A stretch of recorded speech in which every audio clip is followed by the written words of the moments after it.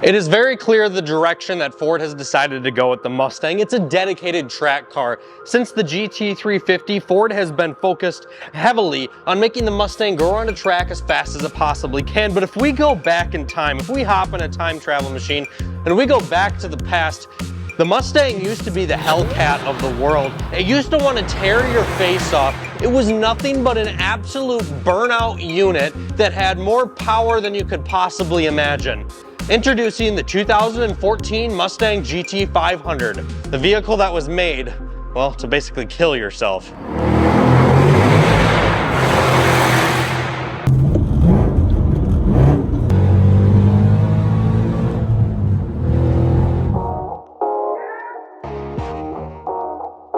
My son Austin was born in 2001.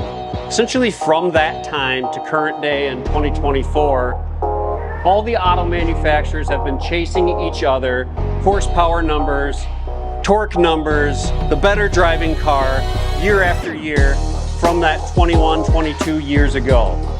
Here we are in 2024, and it is official that that fight and that race for the highest horsepower, the most torque, the most exhilarating driving experience is officially done. Hello everybody and welcome to Performance on Wheels. My name is Austin. My dad Todd and I, we make all sorts of videos on all sorts of different cars. If you'd be willing to help support this father-son team, please hit like, hit subscribe to help us along our journeys. Before we get started with this GT500 in-depth review video, I need to give a huge shout out to Morries West End Lincoln here in the Minneapolis area in Minnesota. They have supplied us this beautiful 2014 GT500, and if you're interested in purchasing this fantastic Mustang, or any type of new Lincoln or fantastic certified pre-owned inventory, please be sure to check out the link down in the description below. Do you know why the Hellcat has 707 horsepower?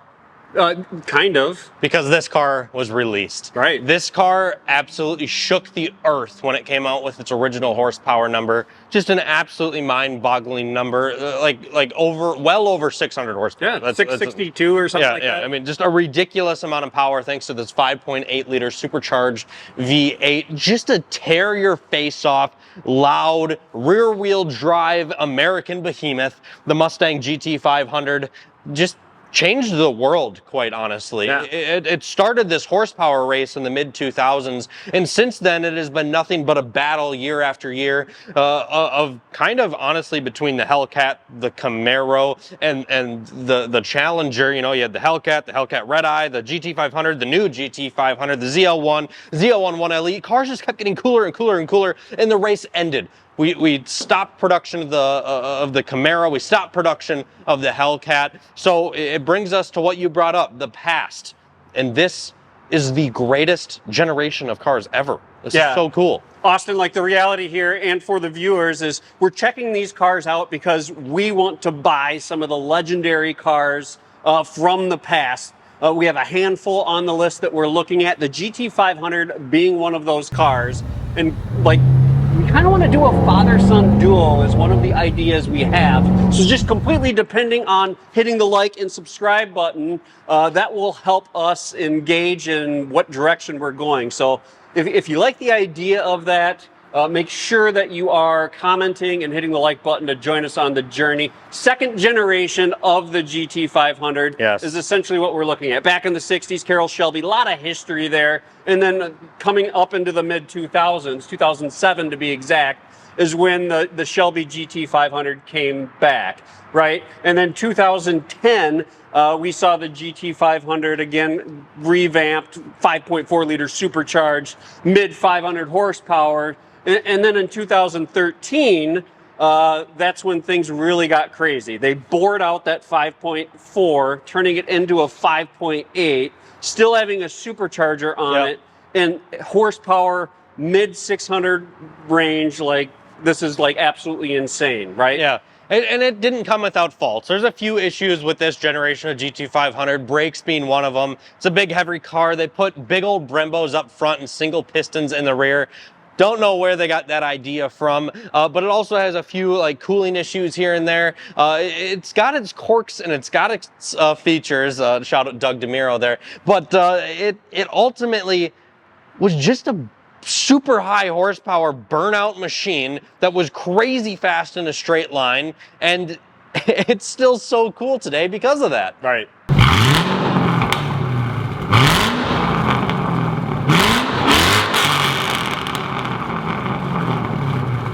Austin, 10 years after the release of the 2014 Mustang Shelby GT500, this car still looks absolutely incredible. It does. Right. It looks super aggressive. I love the body lines. I actually think this might be my favorite generation of Mustang. Right, and a lot of that has to do with that transition from 2012 to 13, kind of introducing those LED lights up front as well as the tail lights. It just modernized the Mustang just enough to still make it look good 10 years later. And up front, like, it's hard to not take in all of that airflow that goes into the front of the GT500, setting it apart from other Mustang models. Yeah. But at the same time, like, your point on this car lacks brakes, like, there's no specific brake cooling like you'll find on modern day cars up there, right? Like, there's no, where's the inlet? Where's it at? How are those brakes staying cool? Like, it wasn't a thought back in 2014, right? Yeah, it's kind of crazy when you think about it. Like, I'm not sure why they did this, because, like, even the C5 Corvette, you know, 10 years even before this had specific brake cooling, and so many other cars did.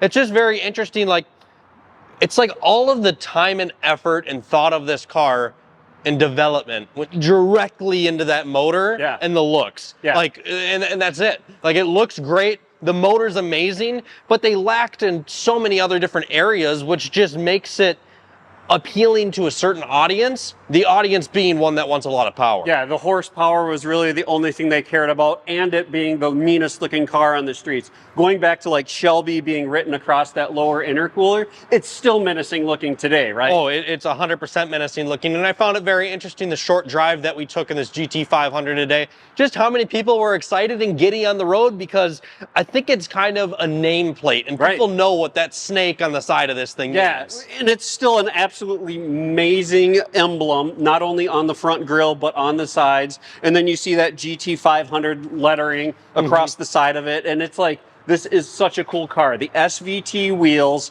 I wouldn't change them. Like, I think they look amazing. They're a great set of wheels. I 100% agree with you.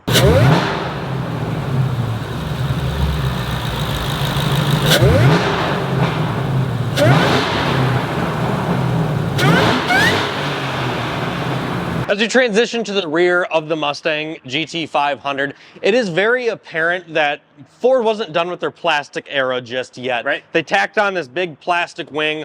Up front, we got the big plastic vent out of the hood. And as time goes on, all of these GT500s that are popping up on the market, if the right person is taking the right picture, they look just fine. But if you're not using enough Insta-Shine, it's pretty apparent that all this plastic has shown its age. And it's one of the things that I think is very unappealing about the GT500 now on the used market. It is just a big kind of a plastic party, and the build quality of this generation of Ford was never all that high, but it looks dang good from a distance, and there's no doubt about that. Yeah, I love the back end. Going back to the trend of, like, the Shelby GT500 has to stand out from the crowd, and those big, bold Shelby letters across the trunk line, and again, that big snake right in between the taillights. Looks absolutely incredible. This thing looks menacing from all sides, all angles. I absolutely love it. I do too. One thing that is kind of fun to talk about that would be intriguing if we were to buy this GT500 would be, like, learning all those different items, all those, like, engineering shortcomings that people have come up with solutions for on the aftermarket, and then you make those modifications, right? Yeah, so one of them actually is this car is, you know, commonly known as the crowd killer across the entire car community. It's become a huge joke, and apparently a big part of that has something to do with this upper control arm and the way that, like, the car almost has, like, more weight sitting forward. I'm not super knowledgeable about it, but that's stuff that we would get into, we would learn about, we'd figure out how to solve, and we would make this ultimately, I don't know if it'd go the track route, the drag route, that would be up for you guys to decide, but it's very interesting to me just how the whole rear end of this car is set up, made it have the nameplate of crowd killer, and also the whole live rear axle thing has a lot to do with that as well, just making it feel like an absolute handful behind the wheel.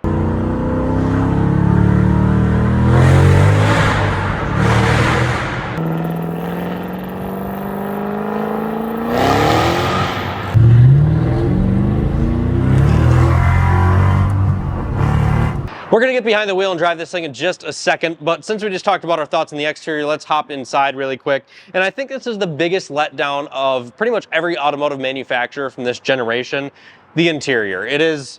It's just a letdown in so many different ways. Yeah, it's not where their focus was. That's not where the thinking was back in the mid 2010s, right? No, and I mean, I'd be fine with it if it looked the way that it does and it had, you know, a better shifter feel, if it had some better seats, if it had a better steering wheel. But ultimately, they just took the normal Mustang steering wheel, threw some Alcantara on it.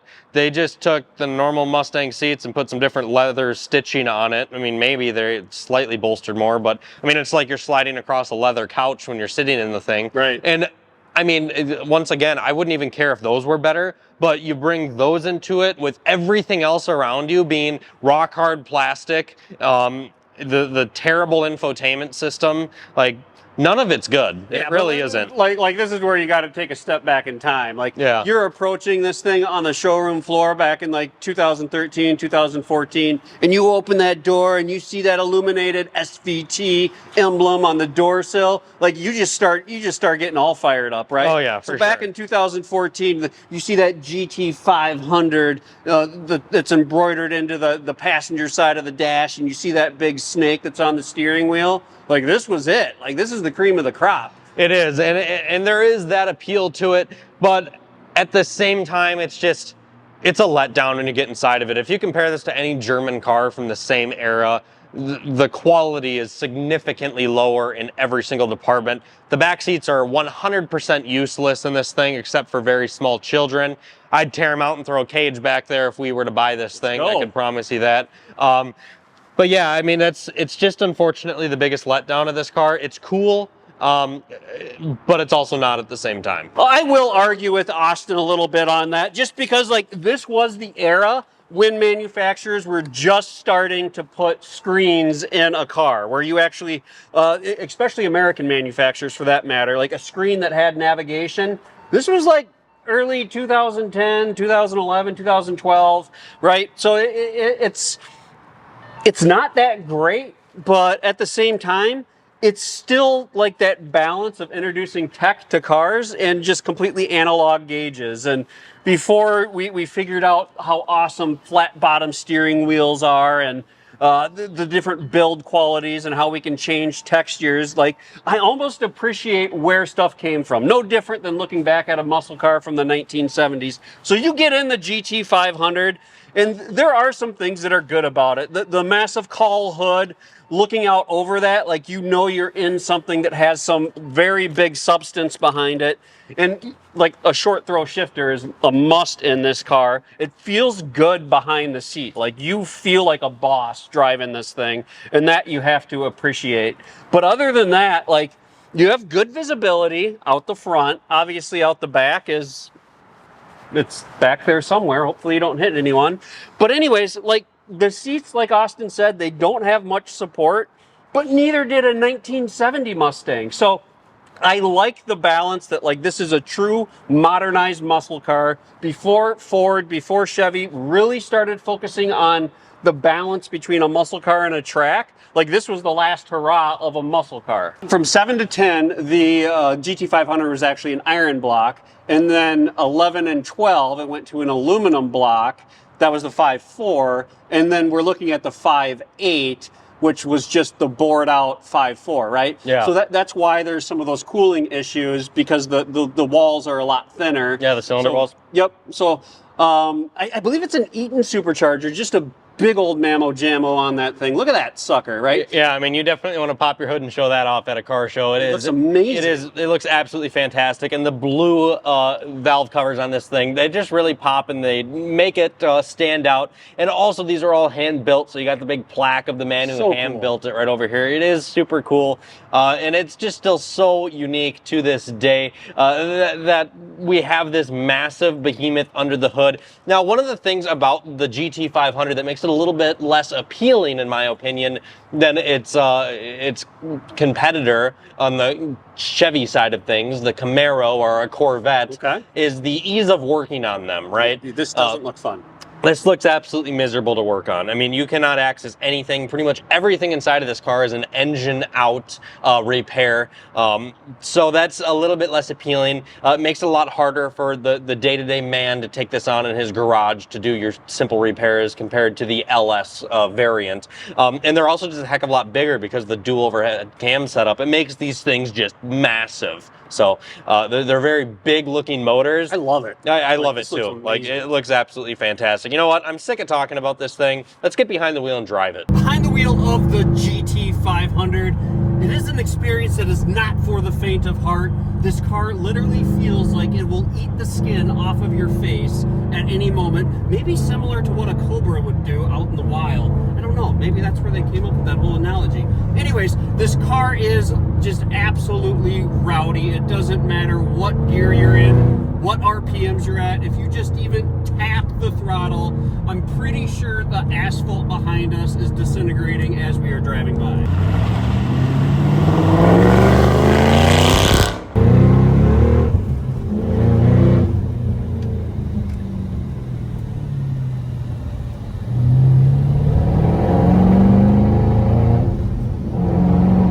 Genuinely impressive that such a big, heavy car can actually handle as well as this thing can.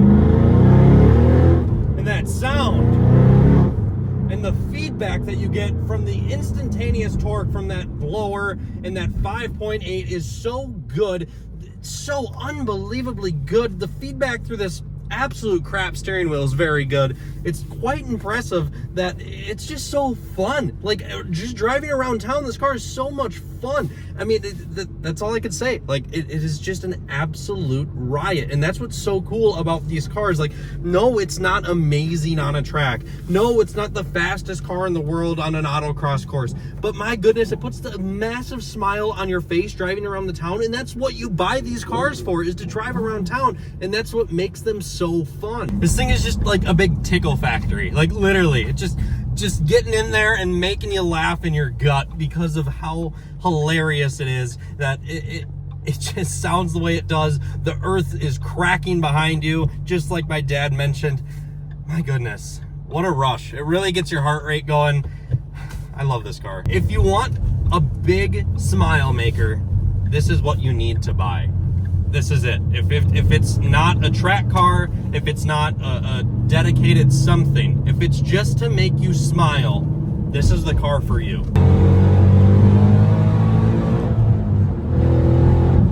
My goodness. I mean, that's it's just ridiculous. It's absolutely ridiculous the amount of power this thing makes all the time. It sounds so unbelievably good.